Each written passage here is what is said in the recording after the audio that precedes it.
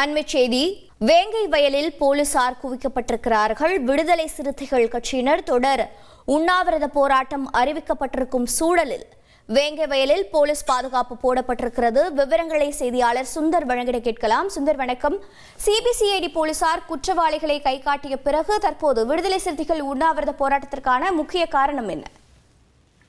வேங்கை வயல் வழக்கில் அதே பகுதியைச் சேர்ந்த முரளிராஜா, சுதர்சன் மற்றும் முத்துகிருஷ்ணன் ஆகியோர் குற்றவாளி என்று அறிவிக்கப்பட்டு அவர்கள் மீது குற்றப்பத்திரிகையும் நேற்று தாக்கல் செய்யப்பட்டுள்ளது. இந்த நிலையில்தான் இந்த குற்றப்பத்திரிகை மீது நீதிமன்றம் உரிய நடவடிக்கை எடுக்கக்கூடாது, இந்த வழக்கை சிபிஐயிடம் ஒப்படைக்க வேண்டும். நம்ம படிச்ச படிப்பு என்னைக்குமே வீண் போகாது.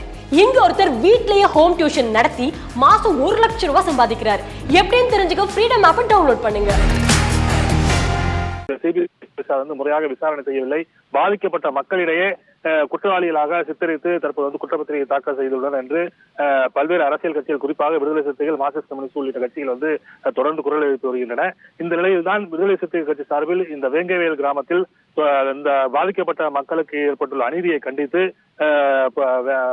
தொடர் உண்ணாவிரத போராட்டத்திற்கு அழைப்பு விடுத்து நேற்று சமூக வலைதளங்களின் மூலமாக விடுதலை சிறுத்தை கட்சிகளுக்கு அழைப்பு விடுக்கப்பட்டிருந்தது.